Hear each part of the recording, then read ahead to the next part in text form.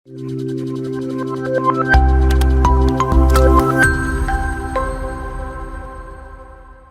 all, welcome to BEGC 114 Postcolonial Literature, Block 1, Unit 1, Part 1. Exploration of South African Literature. അപ്പൊ ഇന്നത്തെ topic exploration of south African literature എന്ന് പറഞ്ഞിട്ടുള്ള unit 1 ആണ്.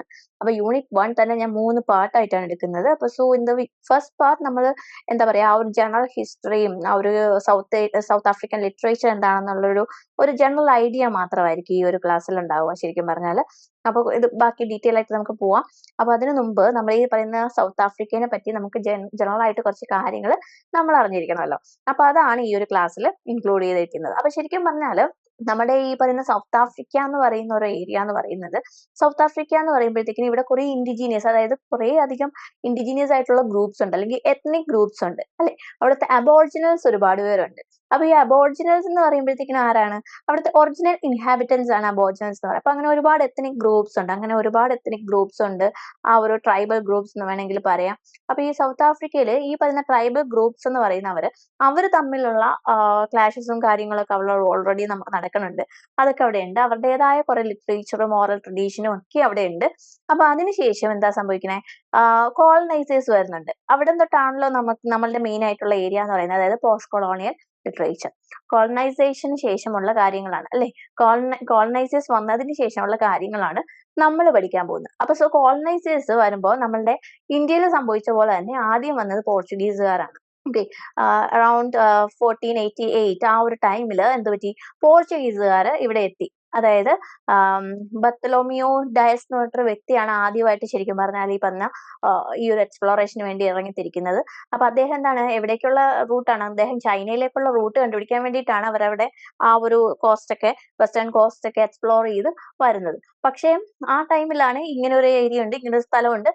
അപ്പോഴാണ് ഈ ഒരു കേപ്പ് ഓഫ് ഗുഡ് ഹോപ്പ് എന്നൊക്കെ നമ്മൾ കേട്ടിട്ടുണ്ടാവും. കേപ്പ് ഓഫ് ഗുഡ് ഹോപ്പ് എന്ന് പറയുന്നത് അതാണ് മെയിൻ ആയിട്ടുള്ള പോർട്ട്. സൗത്ത് ആഫ്രിക്കയിൽ മെയിൻ ആയിട്ടുള്ള പോർട്ട്. എല്ലാ ഈ യൂറോപ്യൻ സെറ്റിലേഴ്സും ആദ്യം വന്നിരിക്കുന്ന ഈ ഒരു ഭാഗത്തേക്കാണ്, കേപ്പ് ഓഫ് ഗുഡ് ഹോപ്പ് എന്ന് പറയുന്നത്. അപ്പൊ ബർത്തലോമിയോ ഡയസ് അതുവഴി പോയപ്പോഴത്തേക്കിനും ഇങ്ങനെ ഒരു കാര്യമൊക്കെ കണ്ടു. പക്ഷേ പുള്ളി ഉള്ളിലേക്കൊന്നും ഇങ്ങനെ ഇന്റീരിയറിലേക്കൊന്നും എക്സ്പ്ലോർ ചെയ്തില്ല. He just want to find a route to China അല്ലെ, ഈസ്റ്റിലേക്കുള്ള അല്ലെങ്കിൽ ചൈനയിലേക്കുള്ള റൂട്ട് കണ്ടുപിടിക്കുക എന്നുള്ളത് മാത്രമായിരുന്നു അദ്ദേഹത്തിന്റെ ലക്ഷ്യം. അപ്പൊ ഇങ്ങനെ ഒരു ഏരിയ ഉണ്ടെന്നൊക്കെ അറിഞ്ഞപ്പോ പുറകെ വേറൊരു വ്യക്തി വന്നു, നമ്മുടെ വാസ്കോ ദി ഗാമ. അതിന് പുറകെ അവിടെ വന്നു. പക്ഷെ അദ്ദേഹം കുറച്ചുകൂടി ഇന്റീരിയറിലേക്ക് പോയി അല്ലെ, ഉള്ളിലേക്ക് കുറച്ചുകൂടിയൊക്കെ ഒന്ന് എക്സ്പ്ലോർ ചെയ്തു. അപ്പൊ എക്സ്പ്ലോർ ചെയ്തു അവിടെ ഒരു ചെറിയ പോർട്ടൊക്കെ സ്ഥാപിച്ചു.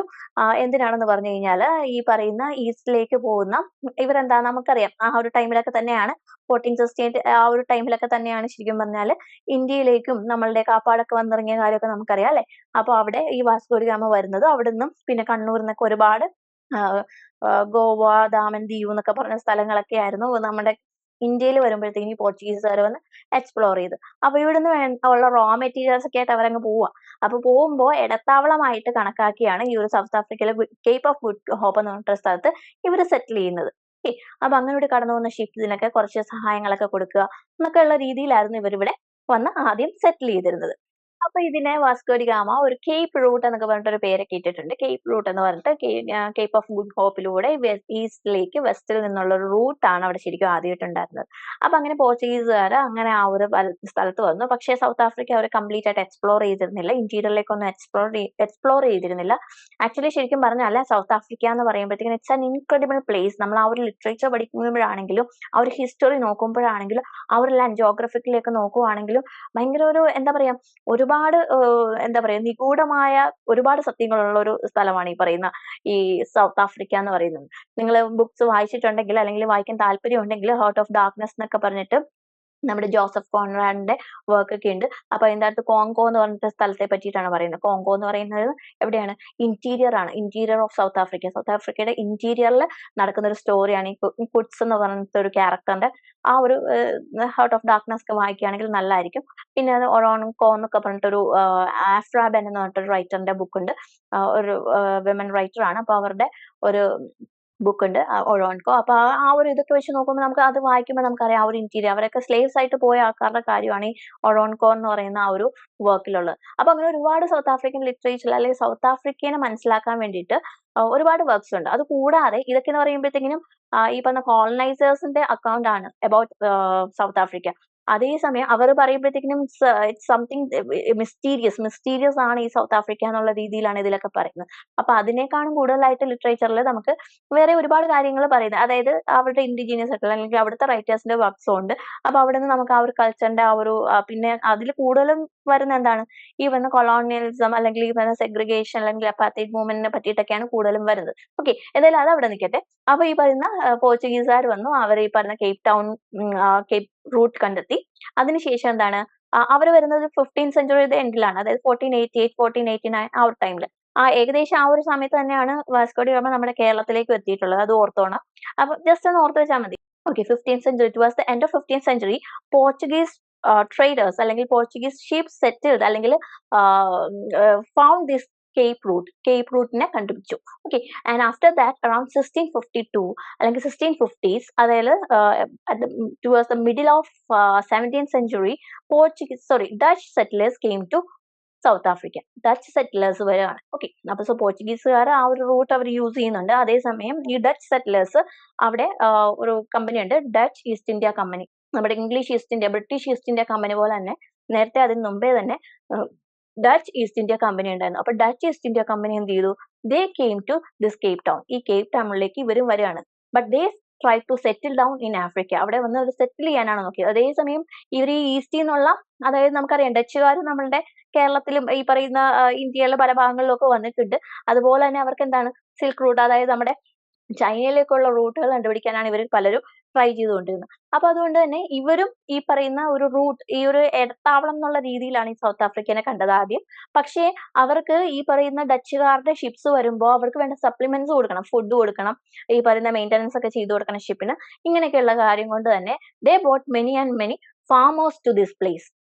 Many technicians and farmers to Cape Town. അതായത് ആഫ്രിക്കയിലെ കേപ്പ് ടൗണിലേക്ക് ഡച്ചിൽ നിന്നും കുറെ ആൾക്കാർ ഇങ്ങനെ കൊണ്ടുവന്നു. Okay, and they cultivated the land. ആ ഒരു ലാൻഡിനെ കൾട്ടിവേറ്റ് ചെയ്തു. ആൻഡ് ഈ പ്രോഡക്ട്സ് എന്തിനാണ് യൂസ് ചെയ്തത്? ഈ ഷിപ്പിൽ പോകുന്ന ആൾക്കാർക്ക് കൊടുക്കാനായിട്ടാണ് ഇത് ശരിക്കും സ്റ്റാർട്ട് ചെയ്തത്. പക്ഷെ അവർ വീണ്ടും വീണ്ടും ഇന്റീരിയറിലേക്ക് മാറി പിന്നെ ഈ കൾട്ടിവേഷൻ നടത്തിക്കൊണ്ടിരുന്നു. അങ്ങനെ ആ ഒരു ലാൻഡിൽ ഈ പറയുന്നവർ അവര് എന്താ പറയാ സെറ്റിലേഴ്സ് ആയിട്ട് മാറി. അതായത് ഈ ഡച്ച് പീപ്പിൾ, ഈ പറഞ്ഞ ഫാമേഴ്സും ടെക്നീഷ്യൻസും ഒക്കെ വന്നിട്ടുണ്ടല്ലോ, ഇവരവിടെ സെറ്റിൽ ചെയ്യാൻ തുടങ്ങി. And they start mixing up with the indigenous people, അല്ലെങ്കിൽ ഈ പറഞ്ഞ അബോർജിനൽസുമായിട്ട് ഇവർ മിക്സ് ചെയ്യപ്പെട്ടു. അങ്ങനെയാണല്ലോ സ്ഥിരമായിട്ട് ഇവിടെ വന്ന് താമസിച്ച് കുറച്ച് നാൾ കഴിയുമ്പോഴത്തേക്കും അവർ മിക്സ് ചെയ്ത് അവർ വേണമെങ്കിൽ എന്താ പറയാ ഇന്റർ കൾച്ചർ മാരേജ് ഒക്കെ നടക്കും അല്ലെ. രണ്ട് കൾച്ചറിലുള്ള ആൾക്കാർ തമ്മിൽ മാരേജ് ഒക്കെ നടന്നു. അങ്ങനെയൊക്കെ ഒരു പുതിയൊരു റേസ് അവിടെ ഫോം ചെയ്യും അല്ലെ. അപ്പൊ അതുപോലെ തന്നെ ഈ പറയുന്ന Dutch settlers they settled there and they mixed up with the African culture. African കൾച്ചറായിട്ട് മിക്സ് ചെയ്യപ്പെട്ടു. ഓക്കെ, അപ്പൊ നമ്മൾ ബ്രിട്ടീഷ് ലിറ്ററേച്ചർ ഒക്കെ പഠിക്കുമ്പോഴാണെങ്കിൽ നമുക്കറിയാമല്ലേ, ഫ്രഞ്ചുകാർ വന്ന് ഇംഗ്ലീഷിൽ അല്ലെങ്കിൽ ബ്രിട്ടനിൽ വന്നിട്ട് അവർ സെറ്റിൽ ചെയ്യുന്നു, അവർ മിക്സപ്പ് ചെയ്യുന്നു ആ കാര്യങ്ങൾ. അതുപോലെ തന്നെ ഇവിടെ ഡച്ചുകാർ വന്നിട്ട് around the middle of 17th century Dutch settlers came to Cape Town and they settled in different parts of Africa, different parts, and they made it their colony and they cultivated the land and they settled there. അപ്പൊ ഇത്രയും കാര്യങ്ങൾ അവരവിടെ ചെയ്തു. Okay, അപ്പൊ അങ്ങനെ അവരെങ്ങനെ നിൽക്കുമ്പോഴാണ് ആര് വരുന്നത്? നമ്മളുടെ ഈ പറയുന്ന ഈ ആഫ്രിക്കാനേഴ്സ് ഉണ്ടല്ലോ, ആഫ്രിക്കാനേഴ്സ് അല്ലല്ലോ, ഈ ഡച്ച് പീപ്പിൾ ഉണ്ടല്ലോ, ഇവർ തന്നെയാണ് ബോർ എന്ന് പറയുന്നത്. BOE, ബോർ എന്ന് പറയുന്നത്. ബോവാർ എന്നൊക്കെ നിങ്ങൾ കേട്ടിട്ടുണ്ടാവും. അപ്പൊ ഈ ബോസ് എന്ന് പറയുന്നതും ഈ പറയുന്ന ഡച്ചുകാരെയാണ് കേട്ടോ. അപ്പൊ അങ്ങനെ ഇങ്ങനെ ഇരിക്കുമ്പോഴാണ് നമ്മുടെ 18th സെഞ്ചുറിയോട് കൂടിയിട്ട് ഇംഗ്ലീഷ് പീപ്പിൾ, അതായത് ബ്രിട്ടീഷ് ഈസ്റ്റ് ഇന്ത്യ കമ്പനി ഈ പറയുന്ന സൗത്ത് ആഫ്രിക്കയിലേക്ക് വരുന്നത്. ഓക്കെ, അപ്പൊ ഈ ബ്രിട്ടീഷുകാർ വന്നപ്പോഴും ഇവരും ഇതുപോലെ തന്നെ ഈസ്റ്റേൺ റൂട്ട് അല്ലെങ്കിൽ ഈസ്റ്റിലേക്കുള്ള ഒരു റൂട്ട് കണ്ടുപിടിക്കുക, അല്ലെങ്കിൽ ആ ഒരു റൂട്ടിന് വേണ്ടിയിട്ടാണ്, അല്ലെങ്കിൽ ആ ഒരു ഇടത്താവളമായിട്ടൊക്കെയാണ് ഈ സൗത്ത് ആഫ്രിക്കൻ ആദ്യം കണ്ടതെങ്കിലും they started exploring the interior of Africa. ആഫ്രിക്കയുടെ ഇന്റീരിയറിലേക്ക് ഇവർ എക്സ്പ്ലോർ ചെയ്യാൻ തുടങ്ങി. And they found so many great treasures from Africa. ഇവർ ആഫ്രിക്കയിൽ എന്തുകൊണ്ടാണ് ഈ ആഫ്രിക്കയ്ക്ക് വേണ്ടി ഇത്രയും പിടിവലിയെന്ന് നമുക്ക് മനസ്സിലാവും. കാര്യം എന്ന് പറഞ്ഞു കഴിഞ്ഞാൽ ഇവിടെ ഡയമണ്ട് ഡെപ്പോസിറ്റ്സ് ഒക്കെ ഉണ്ട്. ഈ പറഞ്ഞ ആഫ്രിക്കയിൽ ഡയമണ്ട് അങ്ങനെയുള്ള ഒരുപാട് ഡെപ്പോസിറ്റ്സ് ഉണ്ട്. ഗോൾഡ്, ഡയമണ്ട് ഇതൊക്കെയുള്ള ഡെപ്പോസിറ്റ്സ് ഒക്കെ ഒരുപാട് ഉണ്ട്. പിന്നെ എന്താ പറയാ അപ്പൊ അതുകൊണ്ട് തന്നെ ഇവര് കുറെ എക്സ്പ്ലോർ ചെയ്തു. അപ്പോഴത്തേക്കിനും ഇവർ ഇവിടുന്ന് കുറെ ഇവിടെ സെറ്റിൽ ചെയ്യാൻ തുടങ്ങി. അപ്പോഴത്തേക്കിനും സ്വാഭാവികമായിട്ട് അവിടെ ഓൾറെഡി ഡച്ച് പീപ്പിൾ ഉണ്ട്. അപ്പൊ ഡച്ചുകാരുമായിട്ട് ഇവർ ഭയങ്കര എന്താ പറയാ പ്രശ്നങ്ങളൊക്കെ ഉണ്ടാവും. അവര് ഒക്കെ ഉണ്ടാവും. അപ്പൊ ബോർ വാർ അല്ലെങ്കിൽ സൗത്ത് ആഫ്രിക്കൻ വാർ എന്നൊക്കെ പറയും. അതായത് 1899 to 1902 വരെയാണ് ഈ പറയുന്ന ബോർ വാർ എന്ന് പറയുന്ന വാർ. അതായത് between English and Dutch people, ഇംഗ്ലീഷുകാരും ഡച്ചുകാരും തമ്മിലുള്ള വാറിനെയാണ് ബോർ വാർ എന്ന് പറയുന്നത്, അല്ലെങ്കിൽ South African war of 1899 to 1902 എന്ന് പറയുന്നത്. അപ്പൊ സോ ഇങ്ങനെയുള്ള വാറുകൾക്ക് നടക്കുമ്പോൾ അവസാനം ബ്രിട്ടീഷ് തന്നെയാണ് എംപയർ തന്നെയാണ് അത് വോൺ ചെയ്യുന്നത്. അവര് എന്താ പറയാ, പക്ഷെ Dutch settlers are there. Dutch settlers they mix up with the indigenous people and they are known as Afrikaans. Afrikaans എന്ന് പറഞ്ഞിട്ട് ഒരു പുതിയൊരു റേസ് ഒക്കെ ഉണ്ടാകുന്നുണ്ട്. ഓക്കെ, പിന്നെ ആംഗ്ലോ ആഫ്രിക്കാൻസ് വരും. നമുക്ക് ആ കമ്മ്യൂണിറ്റിനെ പറ്റി നമ്മൾ ഡീറ്റെയിൽ ആയിട്ട് പഠിക്കും. അപ്പൊ ഈ പറഞ്ഞ ബ്രിട്ടീഷ് സെറ്റിലേഴ്സ് ഉണ്ടല്ലോ, ബ്രിട്ടീഷ് സെറ്റിലേഴ്സും ഈ ഓൾറെഡി ഇവിടെയുള്ള ഡച്ച് പീപ്പിളിന് ഇൻഡിജീനിയസ് ആയിട്ട് മിക്സപ്പ് ചെയ്തിട്ടുള്ള ആഫ്രിക്കാൻസ് ഉണ്ടല്ലോ, ഇവര് തമ്മിൽ മിക്സപ്പ് ചെയ്യും. അങ്ങനെ അങ്ങനെ ഒരുപാട് കാര്യങ്ങളുണ്ട്. അപ്പൊ ഈ പറയുന്ന പിന്നീട് ഇതൊരു റൂട്ടിന് പകരമായിട്ട് ഇവിടെ ഈ പറയുന്ന കമ്പനീസ് എല്ലാം സെറ്റിൽ ചെയ്യാൻ തുടങ്ങി. ഇതെല്ലാം ഇവരുടെ കോളനി ആയിട്ട് മാറ്റി. കാര്യം എന്ന് പറഞ്ഞു കഴിഞ്ഞാൽ ഇവിടെ ഒരുപാട് കാര്യങ്ങൾ എക്സ്പ്ലോർ ചെയ്യാനുണ്ട്. ഇവിടെ ഡയമണ്ട് ഡെപ്പോസിറ്റ് ഉണ്ട്, ഗോൾഡ് ഡെപ്പോസിറ്റ് ഉണ്ട്. നമുക്കറിയാം കുലിനൻ എന്നെന്തോ ആണ് ഇവൻ സൗത്ത് ആഫ്രിക്കയിലാണ് ഏറ്റവും വേൾഡ്സ് ലാർജസ്റ്റ് ഡയമണ്ട് കണ്ടെത്തിയിട്ടുള്ളത്. അപ്പൊ സോ അങ്ങനെയുള്ള ഡയമണ്ട് ഡെപ്പോസിറ്റ്സ് ഒക്കെ ഉള്ളപ്പോൾ വെറുതെ വിടുവോ? അപ്പൊ ഈ കോളനീസ് എല്ലാം അവിടെ സെറ്റിൽ ആയി. ഓക്കെ, അപ്പൊ ഇത്രയാണ് ഒരു ബാക്ക്ഗ്രൗണ്ട് ആയിട്ടുള്ള കാര്യം. അപ്പൊ ഇവർ ഓൾറെഡി നമുക്കറിയാം, നമുക്ക് ഇന്ത്യ ഒരു was being A colony, British colony. We know that how they will treat the indigenous people. Indigenous people-നെ എങ്ങനെ ട്രീറ്റ് ചെയ്യുമെന്ന് നമുക്കറിയാം അല്ലെ. നമ്മൾ ഒരു കോളനി ആയിരുന്നല്ലോ, അപ്പൊ നമുക്കറിയാം അവിടെ ഉണ്ടാകുന്ന പ്രോബ്ലംസ് നമുക്കറിയാം അല്ലെ. റേഷ്യൽ പ്രോബ്ലംസ് ഉണ്ടാവും അല്ലെ, സെഗ്രിഗേഷൻ ഒക്കെ വരുന്ന കാര്യങ്ങളൊക്കെ നമ്മൾ ഇനി പഠിക്കാൻ പോകുന്നതേ ഉള്ളൂ.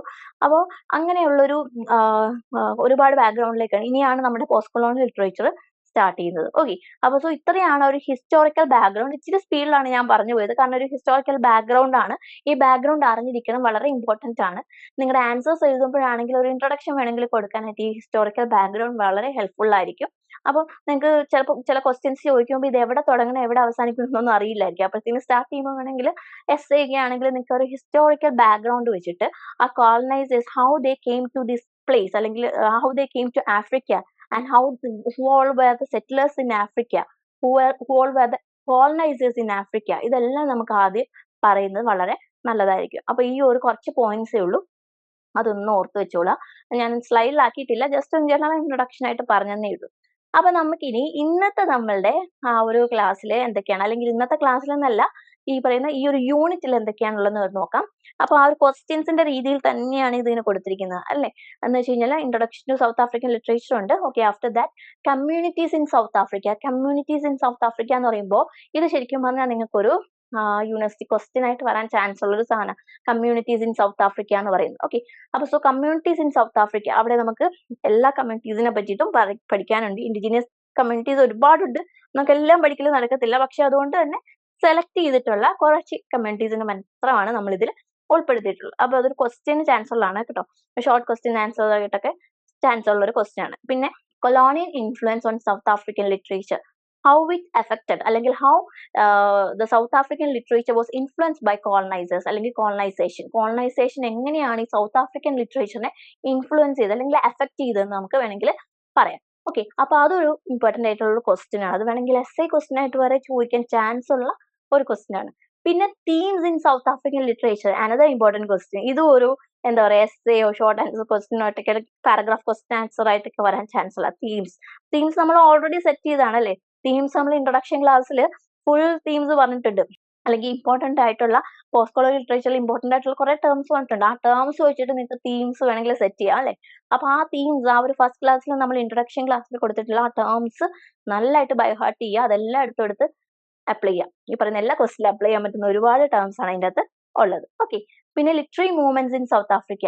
ലിറ്റററി മൂവ്മെന്റ്സ് ഉണ്ട്, അതായത് ലിറ്ററേച്ചർ അല്ലെങ്കിൽ ഈ പറയുന്ന എന്താ പറയുക ഹിസ്റ്റോറിക്കൽ ബാങ്ക് അല്ലെങ്കിൽ പൊളിറ്റിക്കൽ സിറ്റുവേഷൻ അഗെയിൻസ്റ്റ് ആയിട്ട് ഈ ലിറ്ററേച്ചറിലൂടെ എങ്ങനെ ഇവർ എന്താ പറയാ അവർ പ്രതികരിച്ചു എന്നുള്ള രീതിയിൽ. അപ്പൊ സോ അതാണ് literary movements in South Africa. പിന്നെ നോട്ടബിൾ റൈറ്റേഴ്സ് ആൻഡ് വർക്ക്സ്, അവരുടെ കുറച്ച് നോട്ടബിൾ വർക്ക്സും റൈറ്റേഴ്സും ഒക്കെ നമ്മൾ പഠിക്കുന്നുണ്ട്. പിന്നെ ഉള്ളത് നറേറ്റീവ് സ്റ്റൈൽ. ഓക്കെ, നമ്മൾ അബ്രോഗേഷൻ എന്നൊക്കെ പറഞ്ഞിട്ട് നമ്മൾ ഫസ്റ്റ് ക്ലാസ്സിൽ പഠിച്ചിട്ടുണ്ടായിരുന്നു. Using the colonisers language inappropriate way, അതാണ് ഈ അബ്രോഗേഷൻ എന്ന് പറയുന്നത്. അപ്പൊ അതുപോലെ തന്നെ ഈ പറയുന്ന ചിലര് എന്താ പറയാ, കോളനൈസേഴ്സിന്റെ ലാംഗ്വേജിൽ എഴുതില്ല, അവരുടെ നേറ്റീവ് ലാംഗ്വേജ്, നേറ്റീവ് മദർ ടങ്ങിൽ മാത്രമേ എഴുതുള്ളൂ, അങ്ങനെയൊക്കെ അവര് പ്രതിഷേധിക്കുന്നതായിട്ടുണ്ട്. അപ്പൊ അതെല്ലാം നർട്ടി സ്റ്റൈലും ടെക്നിക്കിലും ഒക്കെ വരുന്നുണ്ട്. പിന്നെ കൾച്ചറൽ സിഗ്നിഫിക്കൻസ്, പിന്നെ challenges and controversies, literature and politics, ഇതും വേണമെങ്കിൽ ഷോർട്ട് ആൻസർ ക്വസ്റ്റൻ ആയിട്ട് ചോദിക്കാം. How literature and politics are connected in south African literature. Okay, അത് വേണമെങ്കിൽ ഒരു ക്വസ്റ്റൻ ആയിട്ട് വേണമെങ്കിൽ ചോദിക്കാം. പിന്നെ modern perspectives and critics and conclusion and reflection, ഇത്രയുമാണ് ഈ ഒരു യൂണിറ്റിൽ നമുക്ക് പഠിക്കാനുള്ളത്.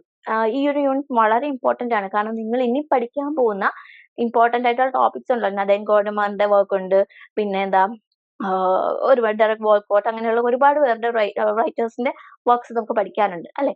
അപ്പൊ ഈ വർക്ക്സിലെല്ലാം നമുക്ക് ഒരു ബാക്ക്ഗ്രൗണ്ട് ആയിട്ട് നമുക്കൊരു കുറെ പോയിന്റ്സ് ആഡ് ചെയ്യാലോ, അതെല്ലാം ഈ ഒരു ചാപ്റ്ററിൽ നിന്ന് കിട്ടും. അപ്പൊ ഒട്ടും സമയം കളയാതെ നമുക്കിനി അടുത്ത സ്ലൈഡിലേക്ക് പോവാം. അപ്പൊ ഇവിടെ നിങ്ങൾക്ക് ഒരു ഫസ്റ്റ് ക്വസ്റ്റ്യൻ നിങ്ങൾക്ക് കാണാം. What do you mean by South African literature?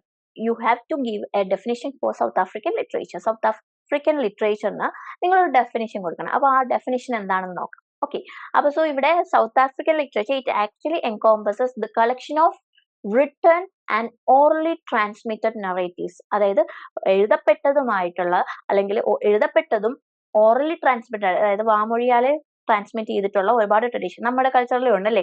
നമുക്ക് എഴുതപ്പെട്ടത് മാത്രമാണോ? അല്ല, ഓറലി ട്രാൻസ്മിറ്റഡ് ആയിട്ടുള്ള ഒരുപാട് എന്താ പറയാ മിത്തുകളുണ്ട്, അല്ലെങ്കിൽ സ്റ്റോറീസ് ഉണ്ട്, ഹിസ്റ്ററി ഉണ്ട്. ഇതെല്ലാം ഓറലി ട്രാൻസ്മിറ്റഡ് ആയിട്ടുള്ള കാര്യങ്ങളാണ് അല്ലേ. അപ്പൊ അങ്ങനെയുള്ള ഒരുപാട് കാര്യങ്ങളുണ്ട്. അപ്പൊ അതെല്ലാം കൂടി ഇൻക്ലൂഡ് ചെയ്യുന്ന ഒരു ഗ്രൂപ്പാണ്, അല്ലെങ്കിൽ ഒരു കാറ്റഗറിയാണ് ഈ പറഞ്ഞ സൗത്ത് ആഫ്രിക്കൻ ലിറ്ററേച്ചർ എന്ന് പറയുന്നത്. അപ്പൊ അതാണ് ആ ഒരു ഫസ്റ്റ് ഡെഫിനേഷൻ നിങ്ങൾ എഴുതി വെച്ചോളുക.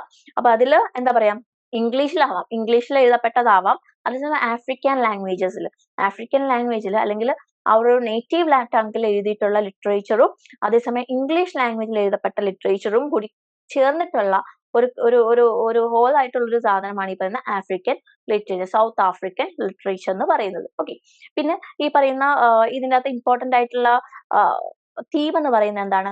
Struggle, triumph and identities of diverse communities in the country. Okay, struggle, triumphs എന്ന് പറഞ്ഞാൽ വിജയം അല്ലെ, triumphs and identities of diverse communities. Okay, അവരുടെ കമ്മ്യൂണിറ്റികളുടെ ഐഡന്റിറ്റി. ഓക്കെ, ഇതെല്ലാം ഇതിൻ്റെ അകത്ത് ഇമ്പോർട്ടന്റ് ആസ്പെക്ട്സ് ആണ്. ഓക്കെ, ആ ഒരു കോളനൈസേഷന്റെ ഭാഗമായിട്ട് വരുന്ന തീംസ് ആണ് അല്ലെ ഇതെല്ലാം. അപ്പൊ ഇതെല്ലാം ഇതിൻ്റെ അകത്ത് ഇമ്പോർട്ടന്റ് ആണ്. ഓക്കെ, അപ്പൊ ആ ഒരു കൊളോണിയൽ പീരീഡ് തൊട്ടുള്ള കാര്യങ്ങളാണ് നമുക്ക് നോക്കാനുള്ളത്. അപ്പൊ കൊളോണിയൽ പീരീഡിന് ശേഷം ഈ ഒരു ലിറ്ററേച്ചറിലെ ഇമ്പോർട്ടന്റ് തീം, അതിനു മുമ്പ് ഈ പറയുന്ന എത്നിക് ഗ്രൂപ്പ്സ് ഉണ്ടായിരുന്നു, അവർ തമ്മിൽ വഴക്കുപിടിയൊക്കെ നടക്കാറുണ്ടായിരുന്നു. അവർ തമ്മിൽ ഈ എത്നിക് ഗ്രൂപ്പ്സ് തമ്മിലുള്ള ക്ലാഷസ് അത് കോമൺ ആണ്, അത് എല്ലായിടത്തും ഉണ്ട് അല്ലെ. അപ്പൊ അതുപോലെ തന്നെ ഈ ക്ലാഷസ് ഈ സൗത്ത് ആഫ്രിക്കയിലും ഉണ്ടായിരുന്നു. പക്ഷെ അതേസമയം ഇവിടെ ഏറ്റവും കൂടുതൽ ലിറ്ററേച്ചറിനെ ബാധിച്ചത് ശരിക്കും പറഞ്ഞാൽ കോളനൈസേഷൻ ആണ്. കോളനൈസേഷന് ശേഷമാണ് ലിറ്ററേച്ചർ ചേഞ്ച് ചെയ്യപ്പെട്ടു. എന്താണ് തീം ചേഞ്ച് ചെയ്യപ്പെട്ടു? What are the themes? Struggle, triumph and the identities. Okay, identity crisis, ഇതാണ് ഏറ്റവും ഇമ്പോർട്ടന്റ് ആയിട്ട്. ആൻഡ് ദ റെസീലിയൻസ് എന്ന് പറഞ്ഞാൽ എന്താണ്? അവരുടെ ഉയർത്തെഴുന്നേൽപ്പ്, അല്ലെങ്കിൽ അവർ എങ്ങനെ അതിനെ കോപ്പ് അപ്പ് ചെയ്തു, അല്ലെങ്കിൽ എങ്ങനെ അവർ ഈ ഒരു സിറ്റുവേഷനിൽ ഗ്രൂം ചെയ്യപ്പെട്ടു എന്നുള്ളതൊക്കെയാണ് ഈ ഒരു ലിറ്ററേച്ചറിലെ മെയിൻ തീം എന്ന് പറയുന്നത്. ഓക്കെ, ഇനി നമുക്ക് നോക്കാനുള്ളത് കമ്മ്യൂണിറ്റീസ് ഇൻ സൗത്ത് ആഫ്രിക്കയാണ്. അപ്പൊ സൗത്ത് ആഫ്രിക്കൻ ലിറ്ററേച്ചർ എന്താണെന്ന് നമ്മൾ കണ്ടു. അപ്പൊ ഇതിൻ്റെ അകത്ത് നമ്മൾ പറയുന്നുണ്ട് ഇടയ്ക്ക് ഇൻഡിജീനിയസ് ഗ്രൂപ്പ് അല്ലെങ്കിൽ സൗത്ത് ആഫ്രിക്കൻ കമ്മ്യൂണിറ്റി എന്നൊക്കെ പറയുന്നുണ്ട്. അപ്പൊ സൗത്ത് ആഫ്രിക്കയിൽ which are the important അല്ലെങ്കിൽ most important communities in South Africa which is necessary which is necessary for our study. നമ്മുടെ സ്റ്റഡിക്ക് വേണ്ടി ഏറ്റവും ഇമ്പോർട്ടന്റ് ആയിട്ടുള്ള കമ്മ്യൂണിറ്റീസിനെ മാത്രമാണ് ഇവിടെ ഇൻക്ലൂഡ് ചെയ്തിട്ടുള്ളത്. First one is africana community. അപ്പൊ ഇവിടെ എന്ന് പറയുന്ന ഡിസെൻഡന്റ് ഓഫ് ഡച്ച് കോളനിസ്റ്റുകളുടെ ഡിസെൻഡൻസ് തന്നെയാണ് ഈ ആഫ്രിക്കാന എന്ന് പറയുന്നത്. ഓക്കെ, അപ്പൊ ഇവരാണ് ഒന്നാമത്തെ നമ്മൾ കമ്മ്യൂണിറ്റി പഠിക്കാനുള്ളത്. Okay, and second one is Anglo African. നമ്മൾ ആദ്യം പറഞ്ഞു ഡച്ചുകാർ വന്ന് ഡച്ച് സെറ്റിൽ ചെയ്തു, and Dutch people mixed up with the indigenous people, അല്ലെങ്കിൽ ആ ഒരു ലോക്കൽ പീപ്പിളുമായിട്ട് മിക്സ് അപ്പ് ചെയ്തു, and a new race form that is Anglicana. And then after that British people came to South Africa and they mixed up with this Afrikaner. ഈ ആഫ്രിക്കാനേഴ്സുമായിട്ട് ഈ English people mix-up ചെയ്തു. അങ്ങനെ ഉണ്ടാക്കിയ ആ ഒരു ഫ്യൂഷനിൽ ഉണ്ടായതാണ് ഇവിടെ ആംഗ്ലോ ആഫ്രിക്കാനേഴ്സ്. നമുക്ക് ഇവിടെ ഉണ്ടല്ലോ ആംഗ്ലോ ഇന്ത്യൻസ് എന്ന്. അപ്പൊ they are mixed race, mixed culture ആണ് അല്ലെ. അതാണ് ഈ പറയുന്ന ആംഗ്ലോ എന്ന് പറയുന്നത്, Anglo Afrikaner community. That means a fusion of British and Afrikaner culture. ബ്രിട്ടീഷുകാരും ഇംഗ്ലീഷ് പീപ്പിളിന്റെ ഒരു മിശ്രിതമാണ് ഈ പറയുന്ന ആംഗ്ലോ ആഫ്രിക്കാനേഴ്സ് എന്ന് പറയുന്നത്. ഓക്കെ, ഇനി അടുത്തത് ഇന്ത്യൻ കമ്മ്യൂണിറ്റി. ഇന്ത്യൻ കമ്മ്യൂണിറ്റി എന്ന് പറയുമ്പോഴത്തേക്കിനും ഇവിടെ വേറൊരു കാര്യമുണ്ട്. ബ്രിട്ടീഷ് സെറ്റിലേഴ്സ് ഇവിടെ വന്നു. അപ്പൊ ഇവരെന്ത് ചെയ്തു? ഇവർക്ക് ഇവർ ഇന്ത്യയിൽ നിന്ന് കുറെ ട്രേഡേഴ്സ്, ഈ സ്കിൽഡ് ആയിട്ടുള്ള അൺസ്കിൽഡ് ആയിട്ടുള്ള രണ്ട് രീതിയിലുള്ള ട്രേഡേഴ്സിനെയും കൊണ്ട് ആഫ്രിക്കയിലേക്ക് വന്നു. അങ്ങനെ കുറെ പേര് ഇന്ത്യക്കാർ വന്ന് ഇവിടെ സെറ്റിൽ ആയിട്ടുണ്ട്. അവിടെ ഇന്ത്യൻ കമ്മ്യൂണിറ്റിയും ഉണ്ട്. ഓക്കെ, ഈ ആഫ്രിക്കയിൽ ഇന്ത്യൻ കമ്മ്യൂണിറ്റി ഉണ്ട്. കാരണം ഈ British people they took people from one colony to another. ഒരു കോളനിയിൽ നിന്ന് വേറൊരു കോളനിയിലേക്ക് ഇവർ ആൾക്കാരെ കൊണ്ടുപോകുമായിരുന്നു. അപ്പൊ ശരിക്കും പറഞ്ഞാല് ഇവരെന്ത് ചെയ്തു? ഇവർ വന്ന് ഇന്ത്യയിൽ നിന്നും കുറെ കോളനൈസ്, ഈ പറഞ്ഞ ട്രേഡ്സ്, കുറെ സ്കിൽസ് ഒക്കെ അറിയാവുന്ന ആൾക്കാരെയും കൊണ്ട് ഇവരെന്ത് ചെയ്തു? ഇവർ കൊണ്ടുവന്ന് ആഫ്രിക്കയിൽ കൊണ്ടുവന്നു, അവിടെ ജോലി കൊടുത്തു. അപ്പൊ അവരവിടെ സെറ്റിൽ ആയി കുറെ പേര്. ഓക്കെ, നമ്മളിപ്പോ പറയുകയാണെങ്കിൽ നമ്മളിപ്പോ വേറൊരു രീതിയിൽ പോയി വേറൊരു സ്ഥലങ്ങളിലൊക്കെ സെറ്റിൽ ചെയ്യുന്നില്ലേ? നമ്മുടെ മലയാളീസ് കമ്മ്യൂണിറ്റി ഉണ്ട് അല്ലെ, മലയാളികളുടെ ഒരു കമ്മ്യൂണിറ്റി ഉണ്ട്. അവരവിടെ പോയി എന്താ പറയാ, അവരുടെ ഒരു ട്രേഡ് അല്ലെങ്കിൽ അവരുടെ ഒരു ജോബിന്റെ ആവശ്യമായിട്ട് അവിടെ പോകുന്നു, അവർ ഫാമിലി ആയിട്ട് അവിടെ സെറ്റിൽ ആവുന്നു, and they mix up with another culture. Okay, അപ്പൊ സോ അതുപോലെ തന്നെ these British colonizers they took traders അല്ലെങ്കിൽ skilled people from traders അല്ല, skilled people from India to their another colony, that is South Africa. അപ്പൊ അങ്ങനെ skilled ആയിട്ടുള്ള ഒരുപാട് പേര്, ഇന്ത്യയിൽ നിന്നുള്ള ഒരുപാട് ട്രേഡേഴ്സ്, സ്കിൽഡ് ലേബേഴ്സിനെ ഇവിടെ കൊണ്ടുവരുന്നുണ്ട്. അങ്ങനെ ഒരു സെറ്റിൽമെന്റ് കൂടി അവിടെ ഉണ്ട് കേട്ടോ. അപ്പൊ അങ്ങനെയുള്ള കുറച്ച് സെറ്റിലേഴ്സ് കൂടി ആ ഒരു സൗത്ത് ആഫ്രിക്കയിലുണ്ട്.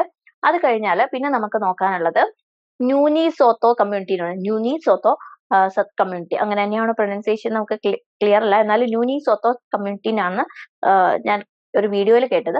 സോ ന്യൂനി സോത്തോ കമ്മ്യൂണിറ്റി എന്ന് പറയുന്ന കമ്മ്യൂണിറ്റിയിൽ, അപ്പൊ ഇവിടെ എന്ന് പറയുമ്പോഴത്തേക്കിന് ഇവരെന്ന് പറഞ്ഞു കഴിഞ്ഞാല് ഇവിടെ 3 കമ്മ്യൂണിറ്റിയാണ് ശരിക്കും വരുന്നത്.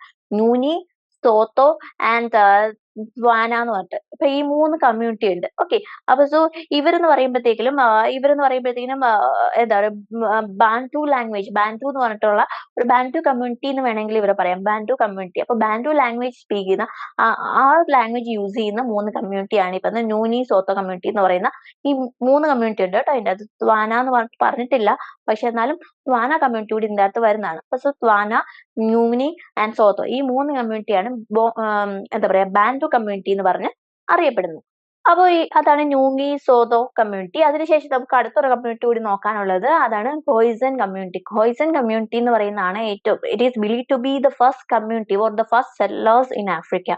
ആഫ്രിക്കയിലെ ആദ്യത്തെ കമ്മ്യൂണിറ്റി എന്ന് പറയുന്നത് ഈ പറയുന്ന ഖോസിയൻ കമ്മ്യൂണിറ്റിയാണ്. നമുക്കറിയാമല്ലേ, സൗത്ത് ആഫ്രിക്ക നമ്മുടെ ശരിക്കും പറഞ്ഞ മാനവരാശി എന്ന് വെച്ചാൽ മനുഷ്യൻ ആദ്യമായിട്ട് എന്താ പറയാ ഏറ്റവും പഴക്കം ചെന്ന ഒരു സെറ്റിൽമെന്റ് കണ്ടെത്തിയത് ശരിക്കും പറഞ്ഞാൽ ആഫ്രിക്കൻ കമ്മ്യൂണിറ്റിയിലാണ് അല്ലെ.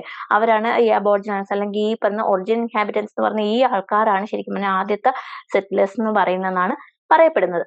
അപ്പൊ അതുകൊണ്ട് തന്നെ ഈ ഖോയിസൻ കമ്മ്യൂണിറ്റി വളരെ ഇമ്പോർട്ടന്റ് ആണ്. കാരണം they are the oldest indigenous group in South Africa. Oldest indigenous group in South Africa. Okay, അപ്പൊ so but later they mixed up with this Afrikaners and Anglo Afrikaners. ആഫ്രിക്കാനേഴ്സും ആംഗ്ലോ ആഫ്രിക്കാനേഴ്സും ആയിട്ട് ഇവർ mix up ചെയ്യുന്നുണ്ട്.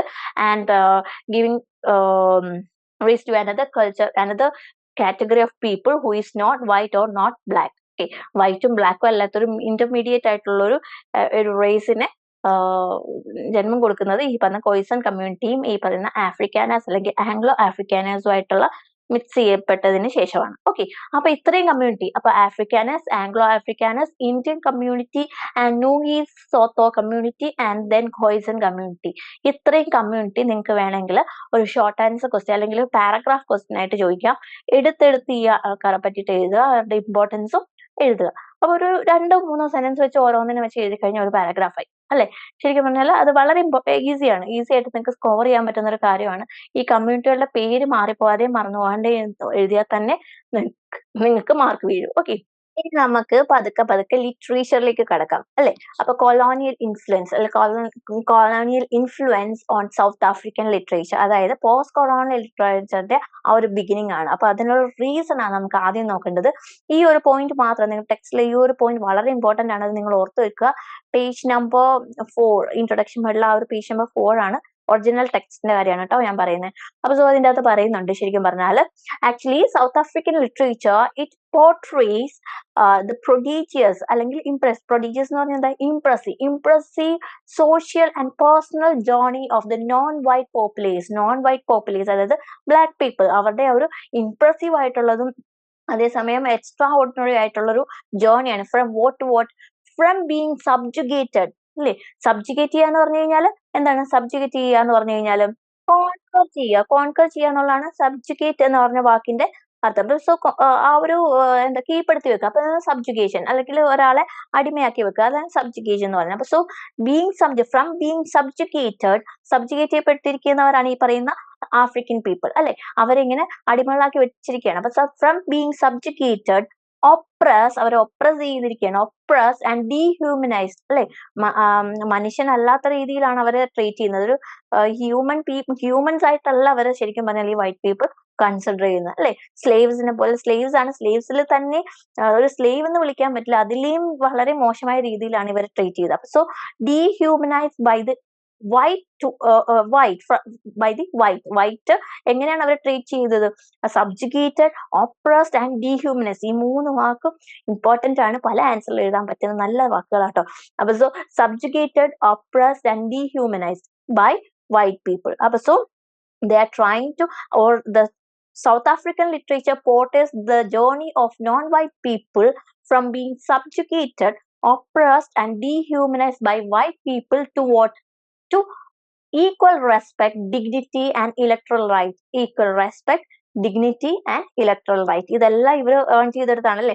ഇവർ കഷ്ടപ്പെട്ട് ഇവർ ഫൈറ്റ് ചെയ്ത് തന്നെ തിരിച്ചു പിടിച്ചതാണ് ഈ പറയുന്ന റൈറ്റ്സ് എല്ലാം. അതായത് ഈക്വൽ റെസ്പെക്ട് എന്ന് പറയുമ്പോൾ അവർ വൈറ്റും ബ്ലാക്കും ഒരേപോലെ തന്നെ ബഹുമാനിക്കപ്പെടണം. അവർക്ക് രണ്ട് ഹ്യൂമൻസ് ആണ് അല്ലെ.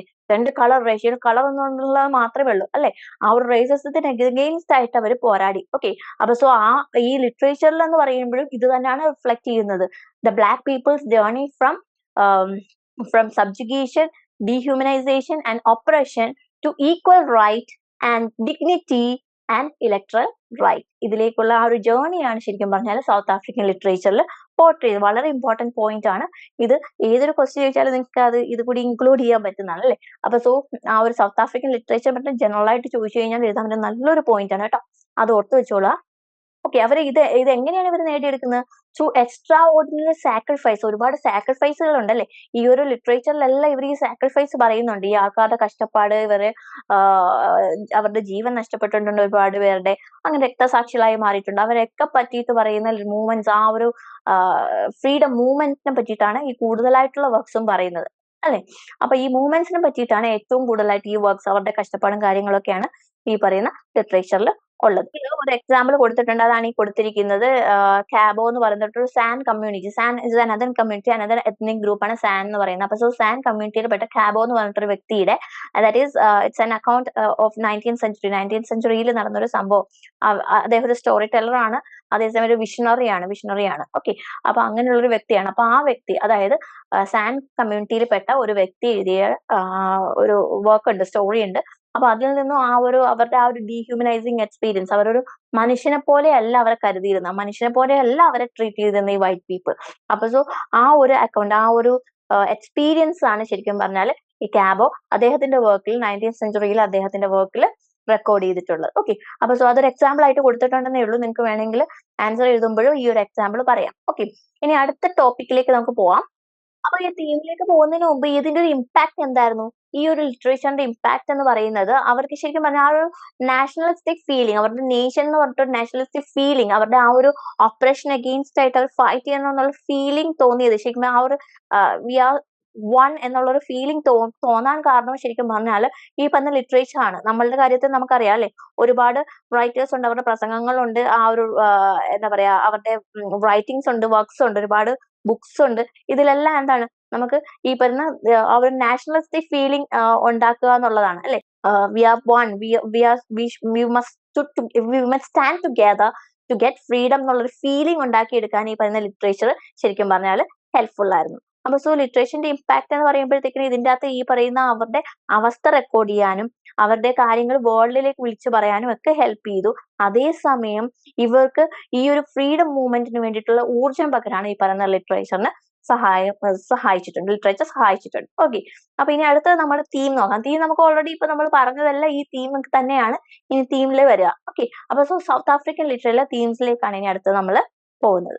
അപ്പൊ ഈ തീംസ് ഇൻ സൗത്ത് ആഫ്രിക്കൻ ലിറ്ററേച്ചറിൽ വരുമ്പോൾ നമ്മൾ കഴിഞ്ഞ ആ ഒരു colonial influence on South African literature പറഞ്ഞല്ലോ, അതിലെ ഫസ്റ്റ് പോയിന്റ് തന്നെ ഇവിടെയും നമുക്ക് യൂസ് ചെയ്യാം കേട്ടോ. അതായത് ആ ഒരു ജേർണി ഫ്രം എന്താ പറയാ ഡീഹ്യൂമനൈസിങ് എക്സ്പീരിയൻസ് അല്ലെങ്കിൽ ഈ പറയുന്ന oppression to freedom. That is what most of the South African literature or the post-colonial writing represent. അല്ലെ, സൗത്ത് ആഫ്രിക്കൻ ലിറ്ററേച്ചർ അല്ലെങ്കിൽ പോസ്റ്റ് കൊളോണിയൽ ലിറ്ററേച്ചറിലെ ഏറ്റവും ഇമ്പോർട്ടന്റ് ആയിട്ടുള്ള തീം എന്ന് പറയുന്നത് ദാറ്റ് ജേർണി ഫ്രം എന്താ പറയാ oppression and that dehumanizing experience of the non-white people to freedom. Freedom അല്ലെങ്കിൽ equal right, അതാണ് അവരുടെ ഫസ്റ്റ് തീം എന്ന് പറയുന്നത്. പിന്നെ ഒരു ഇമ്പോർട്ടന്റ് ആയിട്ടുള്ള തീം എന്ന് പറയുന്നത് wiping out of indigenous language by white people. White people എന്ത് ചെയ്തു, ഈ പറയുന്ന ഇൻഡിജിനസ് ആയിട്ടുള്ള, അതായത് ഇൻഡിജിനസ് എന്ന് പറയുമ്പോഴത്തേക്കും എന്താ, നേറ്റീവ് ലാംഗ്വേജ്, നേറ്റീവ് ടങ്, അവരുടെ ഓരോ ഓറൽ ട്രഡീഷൻ, അവരുടെ കൾച്ചറിലൊക്കെയുള്ള ഒരുപാട് റൈറ്റിംഗ്സ് ഒക്കെ ഉണ്ടായിരുന്നു. അത് കംപ്ലീറ്റ് ആയിട്ട് അവർ വൈപ്പ് ഔട്ട് ചെയ്തു, അത് ഇല്ലാണ്ടാക്കി ശരിക്കും പറഞ്ഞാൽ ഈ വൈറ്റ് പീപ്പിൾ. ഓക്കെ, അത് ശരിക്കും പറഞ്ഞാൽ ഒരു ബാർബേഴ്സ് ലാംഗ്വേജ് ആയിട്ട് അവർ അതിനെ ഇഗ്നോർ ചെയ്തു, അവരതിനെ സപ്രസ് ചെയ്തു, അതിനെ ഇല്ലാണ്ടാക്കി, വൈപ്പ് ഔട്ട് ചെയ്തു ശരിക്കും പറഞ്ഞാൽ ഇൻഡിജിനസ് ലാംഗ്വേജിനെ. അപ്പോ കുറെ പേര് എന്താ പറയാ, ഇതിന് എഗെയിൻസ്റ്റ് ആയിട്ട് ഈ പറഞ്ഞ ഇൻഡിജിനസ് ലാംഗ്വേജിൽ എഴുതാൻ തുടങ്ങി. അതേസമയം അത് മാത്രമല്ല, ഈ പറയുന്ന ആ ഒരു ലാംഗ്വേജ് നേരിട്ട പ്രശ്നങ്ങളെ പറ്റിയിട്ടൊക്കെ ഈ പറയുന്ന റൈറ്റിംഗ്സിലൊക്കെ വരാൻ തുടങ്ങി. അപ്പൊ അതാണ് രണ്ടാമത്തത്. Okay, so that is the tragic loss of invaluable cultural system and oral literature to the obliteration and indigenous group and communities by the colonizers കാരണം ഈ ഇൻഡിജിനസ് ഗ്രൂപ്പിന് നഷ്ടമായ ആ ഒരു കൾച്ചറൽ വാല്യൂ അല്ലെങ്കിൽ ഓറൽ ലിറ്ററേച്ചർ, അതൊക്കെയാണ് അടുത്തൊരു തീം എന്ന് പറയാനായിട്ട് ഉള്ളത്. ഇനി മൂന്നാമത്തെന്ന് പറയുന്നത് resistance and appraising, how they resisted colonisers അല്ലെ, ഈ പറയുന്ന ഇവരുടെ ആ ഒരു ഒപ്രഷനെ എങ്ങനെ റെസിസ്റ്റ് ചെയ്തു, ആൻഡ് ദ റെസിലിയൻസ്, അവരെങ്ങനെയാണ് അതിനെ കോപ്പപ്പ് ചെയ്തതിന് എന്താ പറയാ അതിൽ നിന്ന് ഒരു അപ്രൈസിങ് ഉണ്ടായത് എങ്ങനെയാണ്. സോ അവരുടെ ആ ഒരു ഫ്രീഡം മൂവ്മെന്റിനെ പറ്റിയിട്ടൊക്കെയുള്ള ലിറ്ററേച്ചർ അതിൻ്റെ അകത്തുണ്ട്. അതാണ് മൂന്നാമത്തെ തീമായിട്ട് നമുക്ക് വേണമെങ്കിൽ പറയാം. ഓക്കെ, ഈ പോയിന്റ്സ് ആയിട്ട് ഓർത്ത് വെക്കുക, എന്നിട്ട് അത് ഇലാബറേറ്റ് ചെയ്യുക അല്ലെ. എക്സാം ആകുമ്പോഴത്തേക്കും നിങ്ങൾ ആ പോയിന്റ്സ് ആയിട്ട് എഴുതിയാൽ മതിയോ? ഇല്ല, നിങ്ങൾ ഈ പോയിന്റ്സ് ഓർത്ത് വെക്കാൻ വേണ്ടിയിട്ടാണ് ഈ പോയിന്റ്സ് ആയിട്ട് എടുത്ത് പറയുന്നത്. ഈ പോയിന്റ്സ് നമ്മുടെ ഉള്ളിൽ ഉണ്ടായിരിക്കണം. എന്നിട്ട് ആ പോയിന്റ്സ് വെച്ചിട്ട് നമ്മൾ ഒന്നോ രണ്ടോ സെന്റൻസ് അതിനെ പറ്റിയിട്ട് ആ പോയിന്റിനെ പറ്റിയിട്ട് പറഞ്ഞിട്ട് അതൊരു പാരഗ്രാഫ് ആയിട്ട് മാറ്റണം. ഓക്കെ, അപ്പൊ സോ ഇത്രയും ഈ എന്താ പറയാ 3, 4, 5 പോയിന്റ്സ് ഉണ്ടല്ലോ. ഈ 5 പോയിന്റ്സ് എടുത്ത് വെച്ചിട്ട് ഈ 5 പോയിന്റ്സ് വെച്ചിട്ട് ഒറ്റ പാരഗ്രാഫ് ഉണ്ടാക്കാൻ പറ്റും. അല്ലെങ്കിൽ നിങ്ങൾക്ക് അത് ഇലാബറേറ്റ് ചെയ്ത് വലിയ ആക്കണമെങ്കിൽ ഇതൊക്കെ രണ്ട് പോയിന്റ്സ് വെച്ചിട്ട് 2-3 പാരഗ്രാഫ് ആക്കാം. ഡിപ്പെൻഡിങ് അപ്പോൺ ദ മാർക്ക്, ആ ഒരു മാർക്കിനനുസരിച്ചിട്ട്, ആ ഒരു ക്വസ്റ്റ്യൻ അഗെയിൻസ്റ്റ് ആയിട്ട് കൊടുത്തിട്ടുള്ള മാർക്ക് എത്രയാണോ അതിനനുസരിച്ചിട്ട് ഇത് ഇലാബറേറ്റ് ചെയ്യാം. ഓക്കെ, ഇനി റെപ്രസെന്റേഷൻ ഓഫ് കോൺഫ്ലിക്റ്റ് അല്ലെ. പിന്നെ കോൺഫ്ലിക്റ്റ് അല്ലെ, ഇന്റേണൽ ആൻഡ് എക്സ്റ്റേണൽ കോൺഫ്ലിക്റ്റ്. അതായത് ഇന്റേണൽ കോൺഫ്ലിക്റ്റ് എന്ന് പറയുമ്പോഴത്തേക്കും അവിടെ എന്താ, അവിടെ ഇൻഡിജിനസ് ഗ്രൂപ്പ്സ് തമ്മിൽ ഈ എത്നിക് കോൺഫ്ലിക്റ്റും വേറൊരു ഫാക്ടറാണ്. എത്നിക് കോൺഫ്ലിക്റ്റ് എന്ന് പറയുമ്പോൾ ഒരു എത്നിക് ഗ്രൂപ്പ് മറ്റൊരു എത്നിക് ഗ്രൂപ്പുമായിട്ടുള്ള കോൺഫ്ലിക്റ്റിനാണ് എത്നിക് ഗ്രൂപ്പ്സ് എന്ന് പറയുന്നത് അല്ലെ. അപ്പൊ എത്നിക് കോൺഫ്ലിക്റ്റ് എന്ന് പറയുന്നത്. അപ്പൊ സോ എത്നിക് കോൺഫ്ലിക്റ്റും പിന്നെ ഇന്റേണൽ ആൻഡ് എക്സ്റ്റേണൽ കോൺഫ്ലിക്റ്റ്, അതായത് ഈ പറയുന്ന കോളനൈസേഴ്സ് വന്നിട്ട് നമ്മുടെ ഇൻഡിജിനസ് പീപ്പിളുമായിട്ടുള്ള കോൺഫ്ലിക്റ്റ്, ഇത് രണ്ടും അത് അനദർ തീമാണ്. ഓക്കെ, ഇനി അടുത്തെന്ന് പറഞ്ഞു കഴിഞ്ഞാൽ എന്താ പറയാ, നമുക്ക് ഇവിടെ പറയാനുള്ളത് identity crisis, cultural heritage, tradition, power dynamics, ഇതെല്ലാം നമ്മൾ ആദ്യത്തെ ക്ലാസ്സിൽ പറഞ്ഞിട്ടുള്ള കുറെ തീംസ് ഉണ്ടല്ലോ. ആ തീംസ് എല്ലാം എടുത്ത് വേണമെങ്കിൽ ഈ ഒരു തീം ചോദിച്ചാൽ, themes in south African literature എന്നൊരു ക്വസ്റ്റ്യൻ ചോദിച്ചു കഴിഞ്ഞാൽ നിങ്ങൾക്ക് എഴുതാൻ പറ്റും. ആ ഒരു തീംസ് ഉണ്ടല്ലോ, അത് തന്നെയാണ് ഈ പറയുന്ന പോസ്റ്റ് കൊളോണിയൽ ലിറ്ററേച്ചറിൽ വീണ്ടും വീണ്ടും റിപ്പീറ്റ് ചെയ്യുന്നത്. ഓരോ വർക്ക്സ് പഠിക്കുമ്പോഴും നിങ്ങൾ ഇതേ പോയിന്റ്സ് തന്നെ വീണ്ടും റിപ്പീറ്റ് ചെയ്യും. അപ്പൊ അതുകൊണ്ട് ഈ ഓരോ പോയിന്റ്സും നിങ്ങൾ ബൈ ഹാർട്ട് ചെയ്ത് തന്നെ പോവാ. ഓക്കെ, അപ്പൊ so some other themes are there, that is power dynamics and എന്താ പറയാ identity crisis, cultural heritage, tradition. Okay, അപ്പൊ ഇത്രയും തീംസ് ആണ് ഈ പറയുന്ന പോസ്റ്റ് കൊളോണിയൽ ലിറ്ററേച്ചറിൽ ഇമ്പോർട്ടന്റ് ആയിട്ട് പോസ്റ്റ് കൊളോണിയൽ സൗത്ത് ആഫ്രിക്കൻ ലിറ്ററേച്ചറിൽ ഉള്ളത്. ജെൻഡർ ഇഷ്യൂ, ജെൻഡർ മാർജിനലൈസ് കാറ്റഗറിയാണ് ഈ ജെൻഡർ അല്ലെങ്കിൽ വിമൻ എന്ന് പറയുന്നത്. അപ്പൊ വിമൻ ഇഷ്യൂസ് ഇവിടെ ഉണ്ട്. അപ്പൊ അതും ഇതിന്റെ അകത്തൊരു ഇമ്പോർട്ടന്റ് ആയിട്ടുള്ള തീമാണ്. ഓക്കെ, ജെൻഡർ കൂടി പറയാം കേട്ടോ ഇതിന്റെ അകത്ത്. പിന്നെ അടുത്തത് ലിറ്റററി മൂവ്മെന്റ്സ് ഇൻ സൗത്ത് ആഫ്രിക്കയാണ്. അത് ഞാൻ ഡീറ്റെയിൽ ആയിട്ട് കൊടുത്തിട്ടില്ല. കാര്യം എന്ന് പറഞ്ഞു കഴിഞ്ഞാൽ നമുക്കത് ഡീറ്റെയിൽ ആയിട്ട് മൂന്നാമത്തെ പാർട്ടിൽ ഞാൻ കൊടുത്തിട്ടുണ്ട്. അപ്പൊ അതുകൊണ്ട് നമുക്ക് ജസ്റ്റ് ഇതൊന്ന് നോക്കി പോയാൽ മതി. ഓക്കെ, ഇത് ഈ പോയിന്റ്സ് ഒക്കെ ഒന്ന് നോക്കി വെക്കുക. Inter community exchange and significant literary movements are there. That is Black Consciousness Movement, the Soweto Poetry Group and the Women's Liberal Circle. ഇതൊക്കെ എന്ന് പറയുന്നത് ഈ പറയുന്ന ലിറ്ററി മൂവ്മെന്റ്സിന്റെ ഭാഗമായിട്ട് വരുന്ന കുറച്ച് മൂവ്മെന്റ്സ് ആണ് കേട്ടോ. ഇതൊന്ന് ജസ്റ്റ് ഒന്ന് ഓർത്ത് വെച്ചാൽ മതി. ഇനി നോട്ടബിൾ റൈറ്റേഴ്സ് ആൻഡ് വർക്ക്, അവരുടെ കുറച്ച് നോട്ടബിൾ ആയിട്ടുള്ള റൈറ്റേഴ്സും അവരുടെ വർക്ക്സും കൂടി ഞാൻ കൊടുത്തിട്ടുണ്ട്. നോട്ടബിൾ റൈറ്റേഴ്സ് കൊടുത്തിട്ടുണ്ട്. നദീൻ ഗോഡിമർ ഉണ്ട്, നമുക്ക് പഠിക്കാനുണ്ട്. പിന്നെ ജയം കോട്സി, അഡോൾഫ് ഫുഗാർഡ് ആൻഡ് സെയ്ക്സ് മെഡ, അങ്ങനെയുണ്ട്. ചിനു അച്ചിബി, അങ്ങനെ കുറെ പേര് ഇനി വേറെ ഉണ്ട് കേട്ടോ, അവരൊക്കെ ഉണ്ട്. പിന്നെ key literary works which helped in post-colonial which we can include in post-colonial writings are July's People by Nadine Gorman, Disgrace by J.M. Coetzee and Master Harold and the Boys by Adolf Fugard, and Ways of Dying by Sue Smida. ഇപ്പൊ ഇത്രയും works important ആണ്. Just ഒന്ന് ഓർത്ത് വെക്കുക. ഞാൻ ഒന്ന് just ഒരു post colonial literature ഒരു അംബ്രല്ല ടൈം ആണ്, അതിൻ്റെ അകത്ത് ഇൻക്ലൂഡ് ചെയ്യുന്ന കുറച്ച് works മാത്രമാണിത്.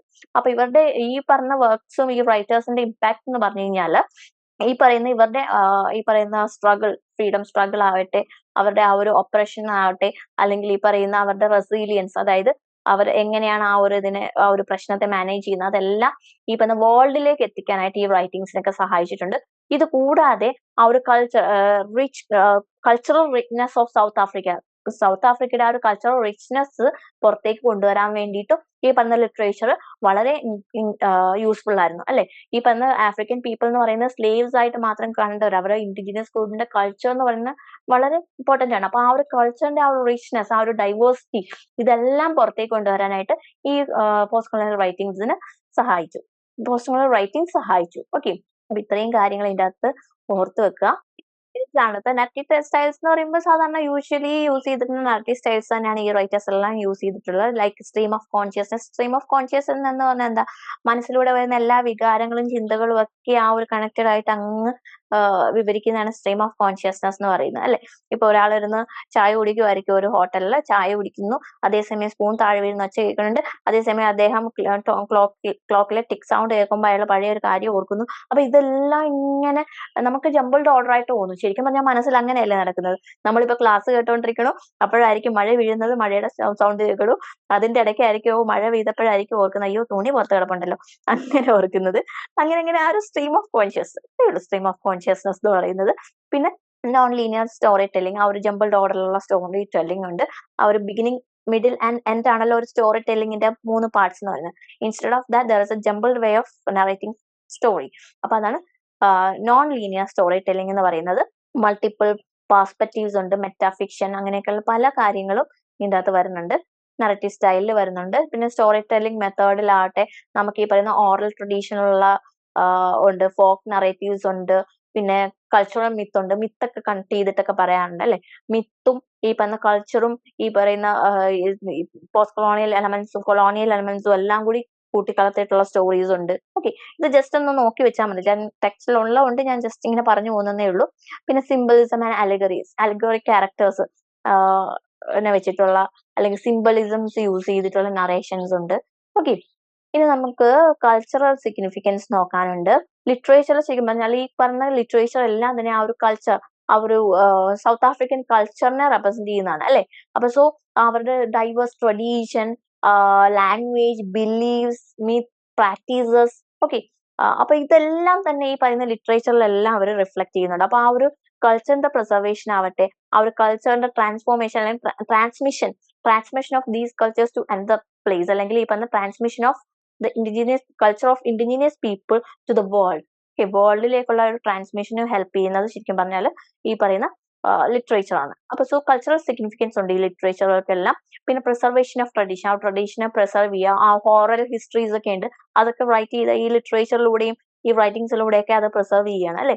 South African identity through literature, South African literature അതെന്താ പറയാ, ആ ഒരു നാഷണൽ ഐഡന്റിറ്റിനെ റിഫ്ലക്ട് ചെയ്യാനും ഹെൽപ്ഫുൾ ആണ്. ഈ പറഞ്ഞ south African literature it also reflect national identity and of the country and capturing their struggle, triumph and complexities of the diverse population.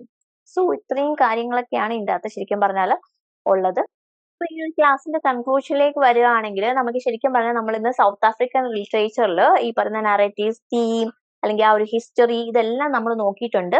പിന്നെന്ന് പറഞ്ഞു കഴിഞ്ഞാൽ impact of south African literature നമ്മൾ നോക്കി. അതായത് ഈ പറയുന്ന കൾച്ചറിനെയും ട്രഡീഷനെയും പ്രിസർവ് ചെയ്യുകയും അതിന്റെ ട്രാൻസ്മിഷനും എല്ലാം ഹെൽപ്ഫുൾ ആയിരുന്നു. പിന്നെ ആ ഒരു അവർ അനുഭവിച്ച ആ ഒരു ഡീഹ്യൂമനൈസിങ് ആയിട്ടുള്ള എക്സ്പീരിയൻസ് വേൾഡിലേക്ക് അറിയിക്കാൻ ഈ പറഞ്ഞ ലിറ്ററേച്ചർ വളരെ ഹെൽപ്ഫുൾ ആയിരുന്നു. ഇതെല്ലാം പറഞ്ഞിട്ടുണ്ട്.